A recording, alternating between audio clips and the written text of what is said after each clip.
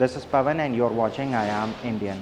आज के इस एपिसोड में आप देखेंगे एक residential project. This is by Trident group and the project is called Reso. Location है sector 1, Yatharth hospital literally 0 kilometre है। इसके अलावा जितने भी स्कूल्स हैं यहाँ पर वो जस्ट ऑपोजिट सेक्टर में है, बिकॉज सामने है नॉलेज पार्क 5। 15 से 16 टॉप नॉच स्कूल सड़क के जस्ट ऑपोजिट हैं। माइवन कंस्ट्रक्शन है और 2, 3 एंड 4 BHK की कैटेगरी है। तो यही सारी चीज़ें समझेंगे आज इस वीडियो के अंदर आगे।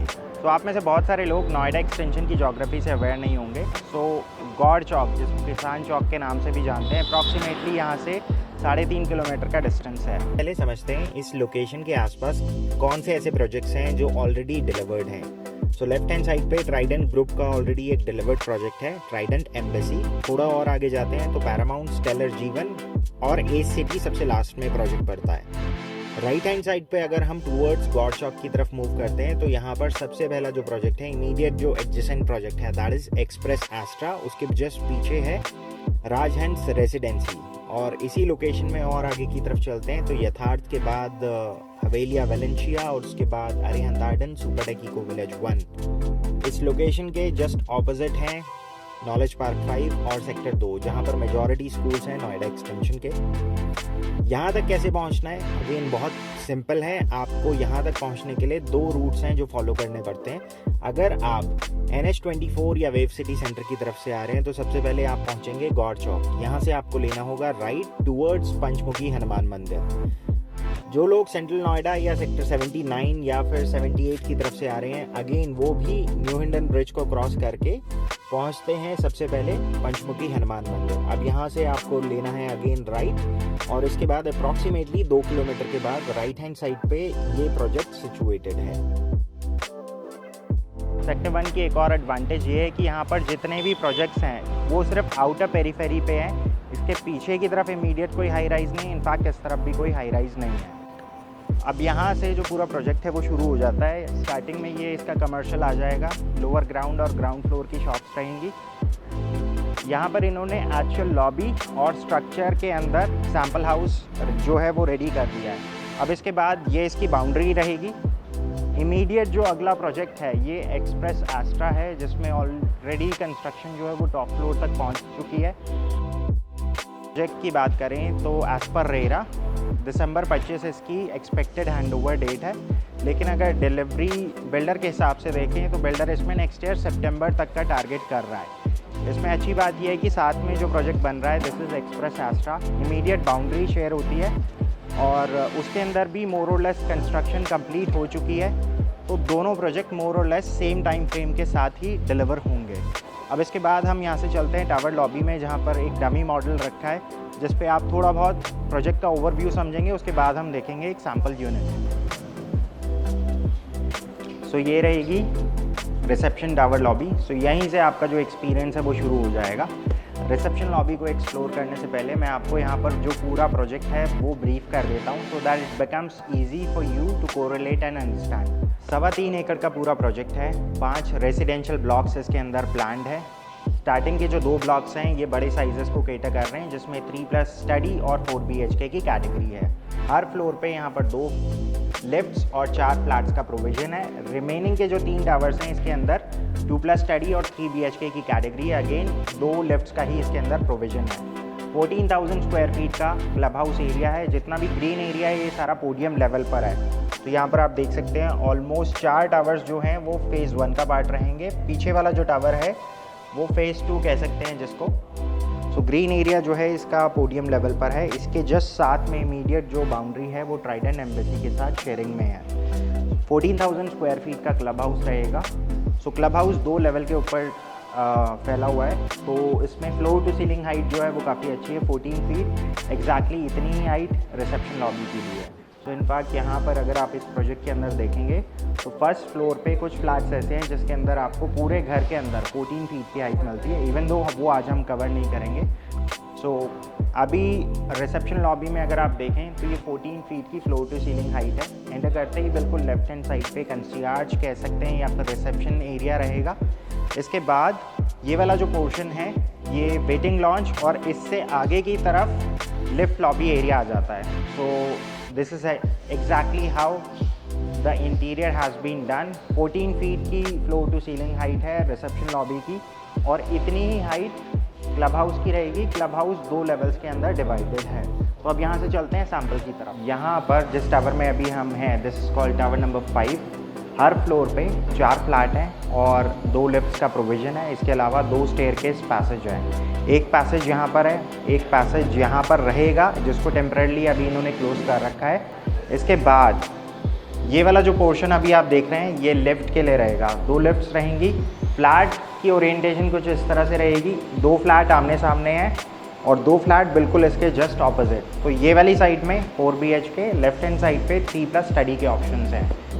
सो अभी जो सैम्पल हम देखने वाले हैं, इसका एरिया है 1892 square feet. It's a 4 bedroom 4 toilet unit. So this would be the main passage जहाँ से हम इस फ्लैट के अंदर एंटर करेंगे। इस फ्लैट के साथ कोई स्टडी या फिर डोमेस्टिक रूम या फिर अलग से कोई एरिया नहीं है जैसा नॉर्मली देखा जाता है 4 BHK में। बट हाँ, इसके सामने एक और 3 BHK का ऑप्शन है जिसको हम बाद में एक्सप्लोर करेंगे, बिकॉज उसके अंदर मोर और लेस 90% चीज़ें एग्जैक्टली वैसी ही है। तो जिसको स्टडी की रिक्वायरमेंट है वो 3 BHK वेरिएंट में जा सकता है। So will start with the floor plate first. किस हिसाब से ये पूरा फ्लैट जो है उसका लेआउट है। अब यहाँ पे सबसे अच्छी बात यह है कि यहाँ पर एक फ्लोर पे 4 ही यूनिट हैं, तो सारी यूनिट्स जो हैं वो कॉर्नर यूनिट है। It has exposure on 2 sides. इस तरफ एक्सपोजर है और पीछे की तरफ है। सामने एक गेस्ट बेडरूम है विद अटैच वॉशरूम। ये रहेगा पूरा living dining area. Right hand side पे किचन है विद यूटिलिटी। पीछे की तरफ 3 और बेडरूम्स हैं। So will start with the guest bedroom. ये जो फ्लैट है ये एक स्टेज फ्लैट है। इसके अंदर 3-4 चीज़ें हैं जो स्टैंडर्ड ऑफरिंग का पार्ट नहीं है। जैसे यहाँ पर AC इंस्टॉल्ड है और शैंडलियर्स हैं, लाइट और फैंस। ये स्टैंडर्ड ऑफरिंग का पार्ट नहीं है। बिल्डर ऑफरिंग्स की अगर बात करें तो इसके अंदर कंप्लीट वुड वर्क, चाहे वो किचन के अंदर हो या फिर बेडरूम्स के अंदर, ये स्टैंडर्ड ऑफरिंग का पार्ट है। सो आइए अब यहाँ से पूरा जो फ्लैट है उसको शुरू करते हैं। This was the main entrance. Enter करते ही एक गेस्ट बेडरूम आ जाता है। इसमें क्लॉजेट एरिया बिल्कुल लेफ्ट हैंड साइड पे आ जाता है। तो यहाँ पे आपको अच्छी खासी एक स्टोरेज मिल जाती है। और इसके बाद ये वॉशरूम जो है वो इसके साथ अटैच्ड है। अब सामने ये जो बालकनी आप देख रहे हैं, ये सामने सूरजपुर रोड फेसिंग है। अब ये एक रनिंग बालकनी है जो आगे जाकर लिविंग के साथ कनेक्टेड है। अब यहाँ से एक्सप्लोर करते हैं फ्लैट का रिमेनिंग पोर्शन। आइए। तो यहाँ पर अगर आप देखें तो प्रॉपर एक एल शेप सोफ़ा आप प्लेस कर सकते हैं। टीवी के लिए आपके ये वाली वॉल या इनफैक्ट वो वाली वॉल भी यूज़ कर सकते हैं। बालकनी की जो विड्थ और डेप्थ है वो काफ़ी अच्छी है। और इसके बाद अगर आप देखें तो अभी हम नेचुरल लाइट के अंदर भी अगर इस फ्लैट को शूट करें तो आपको दिन में तो एटलीस्ट लाइट की ज़रूरत नहीं पड़ेगी। Now this is the dining area space. एक 6 सीटर आराम से आप एकोमोडेट कर सकते हैं। And this would be the kitchen area. Kitchen के अंदर अगर आप देखें तो जितना भी ये कैबिनेटरी वर्क है ये स्टैंडर्ड ऑफरिंग का पार्ट है। इसमें इस तरह से काउंटर्स रहेंगे जो डेवलपर आपको करके दे रहा है। बाकी एक प्रॉपर एल शेप में काउंटर है जिसमें राइट हैंड साइड पे स्पेस जो है वो अवन और OTG के लिए आ सकता है। डबल डोर रेफ्रिजरेटर यहाँ आ सकता है। सिंगल बोल का सिंक रहेगा। बाकी एक यूटिलिटी बालकनी है जिसमें आपकी वॉशिंग मशीन या डिश वॉशर या सिंक एरिया आ सकता है। अब इसके बाद का जो फ्लोर प्लान है वो कुछ इस तरह से है। राइट हैंड साइड पे एक कॉमन वॉशरूम है और इसके बाद 3 और बेडरूम्स है। Will start with this bedroom because इसके साथ जो बालकनी है वो सेकंड बेडरूम के साथ कनेक्टेड है। सो अगेन इसमें कंपैरेटिवली ये वाला जो रूम है वो लास्ट वाले बेडरूम से थोड़ा सा बड़ा है। और अगेन इसके साथ जो बालकनी है ये थोड़ी सी बड़ी है। Now this is the master bedroom. Normally हम ये सबसे लास्ट में करते हैं but we are starting it first because ये एक रनिंग बालकनी के साथ था। अब इस बेडरूम में सबसे अच्छी बात क्या है, दोनों तरफ बालकनी का आपको एक्सेस मिल जाता है बिकॉज ये वाली जो बालकनी है वो थर्ड बेडरूम के साथ भी रनिंग में है। अब इसका जो वॉशरूम एरिया है वो इसके साथ अटैच्ड है। फिटिंग्स जो भी आप देख रहे हैं ये अगेन स्टैंडर्ड ऑफरिंग का पार्ट है। वॉशरूम का साइज़ अच्छा है और लेआउट अच्छा है। अब जैसा मैंने आपको स्टार्टिंग में बताया इस बेडरूम में 2 तरफ एक्सपोजर है। वो वाली जो बालकनी थी वो सेकंड बेडरूम के साथ शेयरिंग में है। ये वाली जो बालकनी है वो इससे अगले वाले रूम के साथ शेयरिंग। तो ये है फाइनल बेडरूम। इसके साथ जो वॉशरूम है उसका पैसेज बाहर से भी है।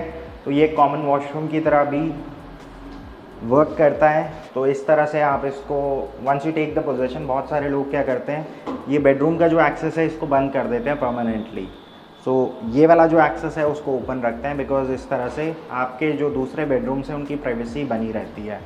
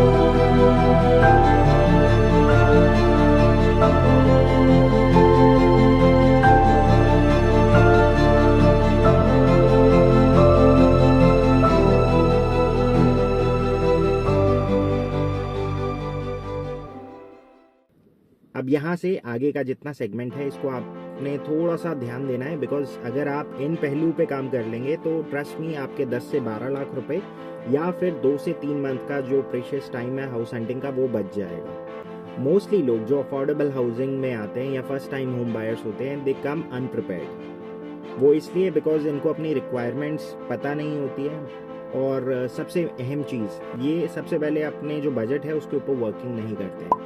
तो यहाँ पर सबसे पहले आपको अपने बैंकर से बात करनी है, अपनी एलिजिबिलिटी डिटरमिन करनी है। इसके बाद आपको अपनी रिक्वायरमेंट्स के ऊपर काम करना है कि कौन सी ऐसी चीज़ें हैं जो आप तलाश रहे हैं अपने घर के अंदर, और कौन से ऐसे पैरामीटर्स हैं अगर वो नहीं भी होते हैं तो भी हम घर फाइनल कर देंगे। सो अगर आप इन चीज़ों पे वर्किंग कर लेंगे तो आपका जो टाइम है वो बच जाएगा। इसके बाद आप वही प्रॉपर्टी देखेंगे जहाँ पर आपका बजट आपको अलाउ करता है, और वही प्रोजेक्ट आप शॉर्टलिस्ट करेंगे जहाँ पर मेजॉरिटी आपके जो चेक पॉइंट्स हैं वो टिक मार्क हो रहे हैं। तो यहाँ पर एक और वर्किंग आपको ये भी करनी चाहिए, कौन से ऐसे प्रोजेक्ट हैं जिनको आप शॉर्टलिस्ट कर रहे हैं और जिनको आपको विजिट करना है। बिकॉज आज भी बहुत सारे लोग पुरानी वीडियोस पे पुरानी प्राइसिंग देखकर इसी एक्सपेक्टेशन के साथ आते हैं कि प्राइस आज भी वहीं पर थमे हुए हैं। गाइस ऐसा बिल्कुल भी नहीं है। अगर आज आप अफोर्डेबल हाउसिंग की तलाश में आ रहे हैं तो मेरे हिसाब से आपको जाना चाहिए आम्रपाली के प्रोजेक्ट्स में, जिनको एनबीसीसी ने टेक ओवर करा है और कोर्ट रिसीवर उनको बना रहा है अपनी मॉनिटरिंग के अंदर। बिकॉज यही वो प्रोजेक्ट हैं जहां पर 4000 से 4500 रुपये तक की कॉस्टिंग है। बट अगर आप एक रेप्यूटेड ब्रांड या फिर सेक्टर 1 टेक जोन 4 या फिर सेक्टर 4 के अंदर किसी भी प्रोजेक्ट के अंदर जाना चाहते हैं तो जो बेसिक प्राइसिंग है वो 6500 रुपये से 7500 रुपये तक की है। तो सेक्टर 1 के अंदर अगर हम कॉस्ट एनालिसिस करें तो एज डिवाइनो 8500 रुपये पर स्क्वायर फीट का रेट है। इसके अलावा Arihant 1 we recently covered that 7300 से 7800 रुपीज़ का रेट है। एपेक्स अल्फ़ाबेट जहां पर अप्रॉक्सीमेटली 6500 रुपये से 7000 रुपये तक की कॉस्टिंग है।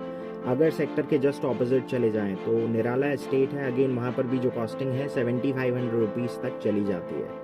सो ये ऐसे प्रोजेक्ट हैं जो नियरिंग कंप्लीशन है। बाकी अगर आप न्यू लॉन्च में जाना चाहते हैं जहाँ पर अभी यूनिट्स ओपन करी गई हैं और प्री लॉन्च स्टेज में है, तो अगेन सेक्टर 12 के अंदर मेजॉरिटी प्रोजेक्ट्स आ रहे हैं, बट वहाँ पर भी कॉस्टिंग कम नहीं है। अप्रॉक्सीमेटली 5500 से 6500 रुपये तक की कॉस्टिंग है। So that's it for the day.